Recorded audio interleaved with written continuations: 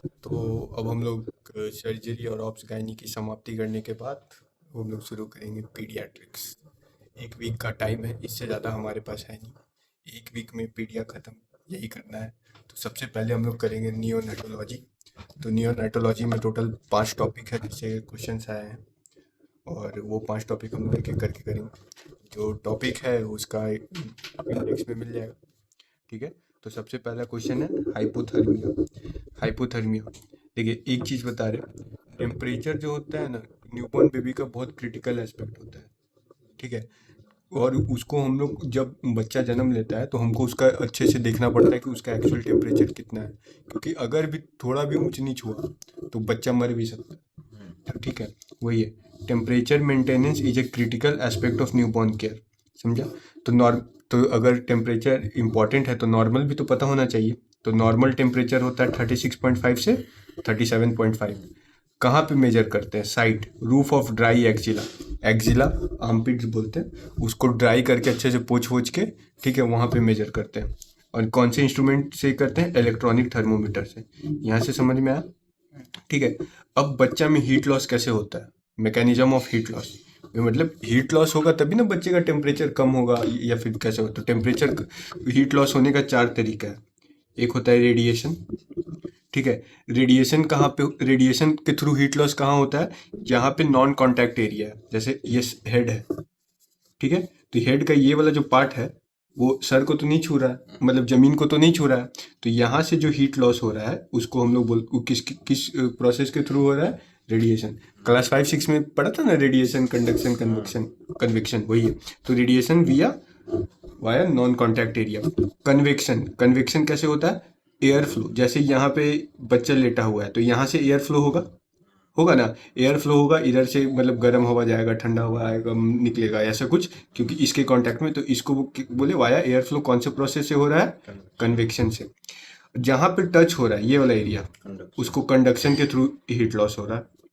और जो जैसे जो पैर वैर हिला विला रहा है उससे थोड़ा ही हो रहा है, तो वो हो रहा है इवापोरेशन के थ्रू। किससे हो रहा है? ये पैर वैर है तो इवापोरेशन के थ्रू। कैसे होता है? स्वेटिंग होता है। यहाँ तक समझ आया? तो सबसे ज़्यादा हीट लॉस कहाँ से होता है? हेड से। Head major site of heat loss due to large surface area. यहाँ तक कोई दिक्कत? आगे बढ़े? पक्का? Source of heat production. अब देखो शरीर क्या चाहेगा कि, मतलब देखो शरीर तो ये चाहेगा ना कि आपको, अगर शरीर को ठंडा लग रहा है तो हम हीट प्रोड्यूस करके उसको गर्म करें। तो अब वही हम लोग को पढ़ना है, सोर्स ऑफ हीट प्रोडक्शन। कैसे हम लोग हाइपोथर्मिया के अगेंस्ट प्रोटेक्ट करते हैं? ये क्या करेगा ना, फिजिकल एक्टिविटी बढ़ाएगा, बच्चा अपना पैर उर हिलाएगा, ये सब करेगा। तो क्या होगा? Moves upper limb and lower limb frequently, जैसे नहीं होता है ऐसे ऐसे ऐसे रगड़ते हैं तो हीट जनरेट होता है, वो करेगा। एक दूसरा होता है ब्राउन फैट, ये बहुत ध्यान से समझना। ये होता है जैसे हम लोग कभी ठंडे में जाते हैं तो हम लोग कांपना शुरू करते हैं, कांपते हैं ना? ठीक है। एक मिनट पॉज करो। देखो हम लोग को जब भी ठंडा लगता है तो हम क्या होता है, हम लोग शिवर करते हैं, कांपते हैं। लेकिन बच्चों में ये मैकेनिज्म नहीं होता है। ठीक है। तो उनमें एक होता है कि हम लोग कांप के क्या करते हैं? हीट प्रोड्यूस करते हैं। लेकिन बच्चों में तो ये मैकेनिज्म नहीं है, वो लोग कांप नहीं सकता है। तो एक एक मेटाबॉलिज्म होता है। ठीक है। उसको बोलते हैं नॉन शिवरिंग थर्मोजेनेसिस, मतलब बिना शिवर किए थर्मोजेनेसिस वो हीट प्रोड्यूस करेगा। ठीक है। उसका मैं, देखो हम लोग के शरीर में क्या होता है कि हम लोग शिवर करके हीट प्रोड्यूस कर सकते हैं, लेकिन बच्चों के पास तो शिवरिंग का तरीका नहीं होता है। तो भगवान उनको एक नया चीज बना के दी कि बाबू जाओ, बिना कांपे हुए तुम हीट प्रोड्यूस करोगे, ऐसा चीज तुमको देते हैं। तो वो चीज क्या है? वो चीज है ब्राउन फैट। क्या है? Brown fat. देखो हम लोग के पास जो फैट होता है उसको बोलते हैं वाइट फैट, उसमें बहुत कम माइटोकॉन्ड्रिया होता है। बच्चों के पास एक होता है ब्राउन फैट, वो सिर्फ कुछ मंथ तक ही रहता है, उसके बाद नहीं होता है। उसमें क्या होता है? बहुत सारा माइटोकॉन्ड्रिया होता है। तो अब सवाल है कि अभी माइटोकॉन्ड्रिया है तो क्या हुआ? इसका काम क्या है, कैसे काम करता है? तो ठीक है, तो ये ब्राउन फैट कहाँ कहाँ होता है? तो उसके लोकेशन याद करने के लिए पिन याद रखो। नेप ऑफ नेक, गर्दन के पीछे जो एरिया होता है। ठीक है। और इंटर स्कैपुलर रीजन, दोनों स्कैपुला के बीच में। ठीक है। और पेरीरिनल रीजन, मतलब किडनी के साइड वाला जो एरिया। ठीक है। अब ये ब्राउन फैट होता है कहाँ पे होता है, समझ आया? अब हम सवाल है कि काम कैसे करता है, मैकेनिज्म क्या है? देखो जब भी तुम कोई स्ट्रेस आएगा, हाइपोथैलेमस सिग्नल भेजेगा कि कैटेकोलामीन्स बनाओ, जैसे एड्रेनलिन बनता है, एड्रेनल ग्लैंड को क्या बोलेगा कि एड्रेनलिन बनाओ। अब ये एड्रेनलिन क्या करता है ना, जैसे ऐसे नॉर्मली क्या होता है, फैटी एसिड का ऑक्सीडेशन होता है, बीटा ऑक्सीडेशन, वो क्या करता है, ऑक्सीडेशन के बाद फॉस्फोरस को ऐड करता है, तो उसको बोलते हैं ऑक्सीडेटिव फॉस्फोराइलेशन। उससे क्या होता है, एटीपी बनता है। तो क्या हो गया, पहले ऑक्सीडेशन हुआ, फिर फॉस्फोराइलेशन हुआ, तो क्या हो गया, हमको एनर्जी मिला। ठीक है, तो ये एड्रेनलिन क्या करेगा ना तुम्हारा, ये क्या करेगा कि ऑक्सीडेशन होने देगा लेकिन फॉस्फोराइलेशन नहीं होगा। ठीक है, फॉस्फोराइलेशन नहीं होगा ना, तो ऑक्सीडेशन होने के बाद उसको बोलेगा तो क्या करे, तो बोलेगा यही चीज जो तुम आगे फॉस्फोराइलेशन नहीं कर पा रहे हो तो तुम हीट बनाओ। तो ये काम होता है माइटोकॉन्ड्रिया में, समझ आया। होता क्या है, नॉर्मली ऑक्सीडेशन मतलब beta oxidation of fatty acid के बाद फॉस्फोराइलेशन होता है। फॉस्फोराइलेशन का मतलब होता है एडिशन ऑफ फॉस्फोरस। ठीक है, तो लेकिन अगर फॉस्फोरस बोलता है कि ठीक है तुम ऑक्सीडेशन कर लो भाई, सेकंड स्टेप छोड़ दो, तो बोलता है सेकंड स्टेप नहीं करेंगे तो क्या करें, तो बोले हीट बनाओ। तो वही है, जैसे इसको दोनों को साथ में होता है तो उसको हम लोग कपलिंग बोलते हैं, दोनों साथ में होता है। नहीं हुआ तो क्या बोल दिया हम लोग उसको, अनकपलिंग। ठीक है, अनकपलिंग होने के बाद वो कहाँ चल गया, डाइवर्टेड टुवर्ड हीट जनरेशन। वही है, ये समझ आया। Oxidation happens but phosphorylation do not occur. So uncoupling of oxidation and phosphorylation. Uncoupling मतलब दोनों एक साथ काम नहीं किया। ठीक है, अब आया हाइपोथर्मिया। हाइपोथर्मिया का ग्रेडिंग कर रहा होता है। देखो नॉर्मल 36.5 से 37.5 है, तो हाइपोथर्मिया का रेंज क्या होगा, लेस देन 36.5, और हाइपरथर्मिया होगा मोर देन 37.5। अब हाइपोथर्मिया का ग्रेडिंग होता है, 3 होता है, कोल्ड स्ट्रेस मतलब थोड़ा मोड़ा मतलब 36.0 से 36.4, मॉडरेट हाइपोथर्मिया 32 से 36, सीवियर हाइपोथर्मिया जब टेम्परेचर, बॉडी का टेम्परेचर, बाहर का टेम्परेचर नहीं, बॉडी का जो बेसल टेम्परेचर है, बॉडी का जो टेम्परेचर है वो इतना हो गया। अब कॉज ऑफ हाइपोथर्मिया, क्या क्या कॉज होता है, तो कोल्ड बेबी याद रखना। ठीक है, क्या होगा कोल्ड बेबी का तुम्हारा ट्रीट, वो क्या क्या है, सी से है कोल्ड इन्वायरमेंट और डिलीवरी रूम टेम्परेचर, मतलब डिलीवरी रूम का टेम्परेचर क्या है, कोल्ड इन्वायरमेंट। ओ से क्या है, ओपन और अनकवर्ड ड्यूरिंग प्रोसीजर और ट्रांसपोर्ट, बच्चा को जन्म लिया तो कवर करोगे ना जी। एल से क्या है, लो बर्थ वेट और प्री मैच्योरिटी। ठीक है, डी से क्या है, delayed drying and skin to skin contact after birth. देखो जब बच्चा जन्म लेता है तो हम लोग उसको क्या करते हैं, पहले पोंछते हैं और बोलते हैं माँ को सटाने अपना ब्रेस्ट में, स्किन टू स्किन कांटेक्ट क्या होता है, हीट ट्रांसफर होता है। अब उसमें डिले कर दोगे तो फिर दिक्कत होगा। बी से बर्थ एस्फिक्सिया और रेस्पिरेटरी डिस्ट्रेस सिंड्रोम, मतलब सांस लेने में उसको दिक्कत हो रहा है। ये भी हाइपोथर्मिया का ही। हाँ सब ये है, बी तक पहुंचे ना। ए से है एनेस्थीसिया या मैटरनल मेडिकेशन, मान लो माँ किसी ऐसे दवाई पे है जिससे ठंडा हो रहा है। बी से है ब्लड स्ट्रीम इन्फेक्शन और सेप्सिस, और वाई से है जॉन्डिस। यहाँ तक समझ आया, आगे बढ़े। ठीक है, अब पूछता है ना कि कंपोनेंट ऑफ वार्म चेन। अब देखो एक होता क्या है ना कि ना बच्चा, देखो बच्चा को ना ठंडा बहुत लगता है, फीवर बच्चा को कम आता है, क्योंकि फीवर क्या होता है, फीवर एक डिफेंस मैकेनिज्म है शरीर का। जब तुमको कोई इन्फेक्शन होगा तो शरीर क्या करता है, अपना टेम्परेचर बढ़ाता है ताकि वो उसको मार सके, ठीक है, इन्फेक्शन को। लेकिन जब बच्चा है तो उसका इम्यूनिटी तो डेवलप नहीं है। अब अगर मान लो उसको किसी तरह का इन्फेक्शन हो रहा है तो शरीर टेम्परेचर बढ़ा नहीं सकता है, तो इन्फेक्शन यहाँ पे ओवर पावर कर जाएगा तो बॉडी को क्या करा देगा, हाइपोथर्मिया, तो ठंडा कर देता है, हाइपोथर्मिया करा देता है। तो एक मतलब हम लोग एक ने सेट ऑफ प्रोसीजर बनाए, मतलब कुछ मतलब प्रोटोकॉल बनाए कि जब भी बच्चा जन्म लेगा हमको उसको ये चीज करेंगे ताकि उसको ठंडा नहीं लगे। तो उसी को हम लोग बोलते हैं वार्म चेन। वार्म चेन क्या होता है कि एक सेट ऑफ 10 इंटरलिंक स्टेप्स है, मतलब 10 स्टेप है कि मतलब कपड़ा पहनाएंगे, ये करेंगे, वो करेंगे, वही मतलब ताकि बच्चा को गर्म कर रखें। वार्म चेन समझ आया क्या है, तो वही है। कंपोनेंट ऑफ वार्म चेन या प्रिवेंशन ऑफ हाइपोथर्मिया एक ही चीज है। ठीक है, set of 10 interlink steps carried out at birth and later to reduce chance of hypothermia in newborn. तो अब इसको ट्रिक कैसे याद रखें, तो वार्म चेन को याद रखने का तरीका ही है वार्म चेन। ठीक है, डब्ल्यू से क्या है, वार्म डिलीवरी रूम होना चाहिए। ए से क्या है, अवॉइड ड्राफ्ट, मतलब minimum exposure to cold air. ठीक है, आर से क्या है, रिमूव वेट लिनन, गीला कपड़ा हटा के रखेंगे। एम से क्या है, मेंटेन टेम्परेचर मतलब हमको टेम्परेचर उसका शरीर बच्चा का मेंटेन करके रखना है और रेगुलर मॉनिटर करना है, मॉनिटर टेम्परेचर रेगुलरली। सी होता है क्लोज कांटेक्ट। क्लोज कांटेक्ट कैसे होता है, उसी को बोलते हैं हम लोग कंगारू मदर केयर। क्या बोलते हैं? कंगारू मदर केयर, गोद में। ये क्या होता है, ये हम लोग लो बर्थ वेट बेबी या प्रीटर्म बेबी सब में भी करते हैं, ठीक है। न्यूट्रिशन कैसे मिलेगा उसको? ब्रेस्ट फीडिंग से मिलेगा बच्चा को, ठीक है। ड्यूरेशन क्या होगा तुम्हारा, कब तक करेंगे? जब तक संभव है तब तक करेंगे, ठीक है। अब बोलेगा कि अगर बहन जो बच्चा, उसमें क्या करते हैं, बच्चा को मदर के चेस्ट पे रखते हैं, ठीक है, सुला के। हम पोजीशन बताएंगे, ठीक है, उसमें कैसे रखते हैं। और उसको बोलेगा कि भाई बच्चा को रखेंगे तो माँ को तो थोड़ा उठ के रहना होगा, तो फिर कैसे होगा, सोएगी कैसे?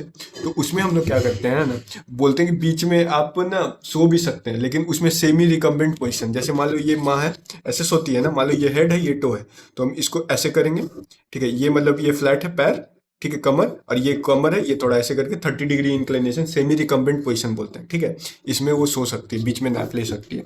Mother can take naps in semi recumbent position 30 degree elevation. Avoid less than 1 hour session. अब 1 घंटे से कम का सेशन उसको नहीं देते हैं, क्यों? क्योंकि अब 1 घंटे से कम का सेशन दोगे ना तो क्या होगा, तुम सटाओगे तो गर्म और हटाओगे तो ठंडा। तो बच्चा क्या होगा ना, इसे रिपीटेड ऐसे होगा तो स्ट्रेस नहीं होता, गर्म ठंडी जो बोलते हैं, रिपीटेड स्ट्रेस हो जाता है। As repeated handling can lead to stress, ठीक है। Avoid kangaroo mother care once baby attains. अगर 2.5 kg से ज़्यादा हो गया और 37 वीक का हो गया तो अब हम लोग कंगारू मदर केयर क्या करेंगे, अवॉइड करेंगे। पोजीशन क्या करते हैं पता है, बच्चा का हेड जो है, पहले तो बच्चा को लेटा देते हैं चेस्ट पे और बच्चा का हेड एक साइड कर देते हैं, समझा। Turn baby head to one side. Frog leg posture होता है। फ्रॉग लेग पोस्चर जैसा होता है ना, जो एक्सरसाइज जैसे आप करता होगा वैसे देख लेना। इसका तुमको एक फोटो देखना होगा, तुमको इसका और कोई उपाय नहीं है समझाने का, एक फोटो देख लेना गूगल में कि पोस्चर कैसा होता है। अपराइट पोजिशन ऑफ बेबी, ठीक है, सीधा रहेगा। Baby kept close to mother, ठीक है। So skin to skin contact leading to heat transfer. Mother से कॉन्टैक्ट हम लोग क्लोज रखेंगे, समझा। एच क्या होता है, हीट सोर्स। हीट सोर्स मतलब बच्चा को ठंडा लग रहा है तो, ठीक है, देखो हम बता रहे हैं कि एमसी पोस्चर,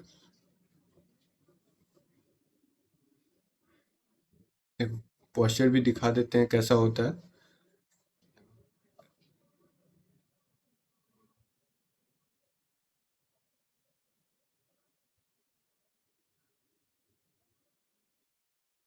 देखो ऐसा पोस्चर होता है, देखो बेबी का, ये देखो ऐसे पैर फैला हुआ है, अपराइट पोजीशन में है, इस पैर फैला को बोलते हैं फ्रॉग लेग्स पोस्चर, ठीक है। हेड टर्न, देखो एक साइड में हेड है, baby is between mother's breast, ठीक है, और नीचे से पकड़ना है, सपोर्ट बेबीज बॉटम, ठीक है। इसमें क्या किए, बेबी को हम लोग स्किन टू स्किन कांटेक्ट देते हैं। हीट सोर्स क्या होता है कि हम लोग क्या करेंगे कि देखो पीडिया वार्ड में देखना है ना, कि बच्चा को रखने का जगह होता है, ऊपर से हीटर लगा हुआ होता है। तो 2 चीज होता है, एक होता है use over head radiant warmer, ये होता है एक, और दूसरा होता है इंक्यूबेटर। 2 चीज होता है, एक क्या होता है ना, ऊपर से रहता है, ठीक है, और क्या रहता है, वो कवर नहीं रहता है। हीटर ऊपर नीचे सोने का जगह है, ऊपर हीटर लगा है और पूरा ओपन है, उसको बोलते हैं ओवरहेड रेडिएंट वार्मर। उसमें हीट ट्रांसफर कैसे होता है, रेडिएशन से होता है। वो 2 तरह का होता है, मैनुअल भी होता है, ऑटोमेटिक भी होता है। मैनुअल मतलब तुम उसमें टेम्परेचर सेट करोगे, ठीक है, वो अपना देखते रहो कब आएगा, उतना नहीं आएगा। एक ऑटोमेटिक होता है कि जब उतना टेम्परेचर में पहुंचेगा ना, ऑटोमेटिक बंद हो जाएगा मशीन, बच्चा को उतना टेम्परेचर होगा तो, समझा। एक होता है इंक्यूबेटर, उसमें क्या होता है ना कि नीचे सोने का जगह है और पूरा वो बंद होता है, कवर्ड होता है। तो इंक्यूबेटर और रेडिएंट वार्मर में डिफरेंस समझ आ गया, एक कवर होता है, एक अनकवर्ड रहता है, समझा। ए से होता है एडिक्वेट क्लॉथिंग, मतलब उसको अच्छे से कपड़ा पहनाएंगे, ठीक है। आई से होता है इंसुलेट, इंसुलेट मतलब बच्चा को अच्छे से कवर करेंगे, अब कपड़ा पहनाएंगे, उसका ब्लैंकेट, वार्म ब्लैंकेट यूज करेंगे, अदर मटेरियल यूज करेंगे। एन से होता है नर्सिंग केयर, नर्सिंग स्टाफ को बोलेंगे अच्छे से बच्चे का ध्यान रखो, provide gentle warm nursing care to minimise heat loss, ठीक है। यहाँ तक हो गया। अब मैनेजमेंट आया है कि अगर मान लो हाइपोथर्मिया हो गया तो मैनेजमेंट कैसे करना है। तो सबसे पहले इंपॉर्टेंट है मॉनिटरिंग, उसको हर, जब तक टेम्परेचर 36.5 डिग्री नहीं पहुंचे, हर आधे घंटे में उसका टेम्परेचर रिकॉर्ड करना है। अब अगर पहुंच गया तो उसके बाद अगले 4 घंटे तक हर घंटे करना है, ठीक है। पहुंचने के बाद उस 4 घंटे के बाद अगले 12 घंटे तक हर 2 घंटे में करना है। तो मॉनिटरिंग समझ आ गया। अब आया कि देखो कोल्ड स्ट्रेस था, मॉडरेट था, सीवियर था। तीनों का मैनेजमेंट अलग अलग है। कोल्ड स्ट्रेट क्या है, एट होम विथ मदर, ये मतलब उतना कुछ ज़्यादा होने। इसमें क्या करेंगे, वार्म चेन जो हम लोग पढ़े हैं वार्म चेन कर देंगे, एक्सेप्ट इंक्यूबेटर और ओवर रेट रेडिएशन, इसमें ज़रूरत नहीं है क्योंकि ज़्यादा प्रॉब्लम है नहीं। ये कंगारू में मदर केयर में ही मेरा काम निकल जाता है इसमें। मॉडरेट में भी वार्म चेन भी देंगे, और ये क्या, और उसमें सब देंगे, इंक्यूबेटर रेडिएटर जो होता है वो भी देंगे, और ये हॉस्पिटल में करेंगे, ये होम में भी कर सकते हैं। अब आया सीवियर। सीवियर मतलब ज़्यादा प्रॉब्लम है। सीवियर में कैसे करेंगे, मान लो जो भी टेम्परेचर है उसका x डिग्री सेल्सियस, उससे 34 डिग्री सेल्सियस तक लाएंगे रैपिड रिवॉर्मिंग करके। मतलब इंक्यूबेटर में डालेंगे, उसको बोलेंगे जल्दी जल्दी रैपिड रिवॉर्मिंग करो। उसके बाद जैसे ही 34 डिग्री सेल्सियस से हो जाएगा, हमको उसको 36.5 तक लाना है। उसके बाद हम लोग स्लो रिवॉर्मिंग करेंगे, मतलब पहले तेजी से गर्म किए, फिर धीरे धीरे गर्म किए। उसके साथ उसको IV फ्लूइड देंगे। अगर हाइपोग्लाइसीमिया है तो हम लोग क्या करेंगे, बच्चा को देंगे 2 ml पर kg 10% डेक्स्ट्रोज इंजेक्शन देंगे, IV देंगे, IV बोलस, ठीक है। IV इंजेक्शन देंगे, कितना कितना देंगे, 10% डेक्स्ट्रोज का एक बोतल आएगा, उसमें से देखेंगे बच्चा कितना किलो का है, 2 किलो का है तो 4 ml देंगे, मतलब पर kg कितना देंगे, 2 ml। वो उसको लेंगे, IV पुश कर देंगे। बोलस का मतलब होता है बिना कुछ मिलाए हुए, ठीक है। एक होता है इन्फ्यूजन। इन्फ्यूजन मतलब नहीं होता कि जो पानी में मिला के दवाई दिए, वो एक होता है बोलस, जो जैसे डायरेक्ट दे दी, ठीक है। उसके बाद मोस्ट O2 इनहेलेशन करेंगे, ठीक है। विटामिन K का इंजेक्शन देंगे 1 mg, ठीक है, IM या IV। If not manage then think of sepsis and start on antibiotics. अगर फिर भी अगर मैनेज नहीं हो रहा है तो हम समझ लेंगे कि भाई ये सेप्सिस में चला गया है बच्चा। हम लोग पता है मिला जुला के एक चीज़ बता रहे हैं, अगर कोई भी चीज़ अगर तुमसे मैनेज नहीं हो रहा है, इसका मतलब वो जो पेशेंट है वो सेप्सिस में जा चुका है। उसके बाद हम लोग सेप्सिस का सोचते हैं, क्योंकि सेप्सिस बहुत क्रिटिकल कंडीशन होता है, मरता भी आदमी। तो अगर हम उसको देख रहे हैं कि मैनेज नहीं होता, इसका मतलब उसको इन्फेक्शन हो गया है। सेप्सिस मतलब इन्फेक्शन होता है, इन्फेक्शन हो गया तो हमको एंटीबायोटिक चलाना पड़ेगा। और इसी के साथ नियोनेटोलॉजी का हाइपोथर्मिया खत्म होता है। नेक्स्ट है जॉन्डिस।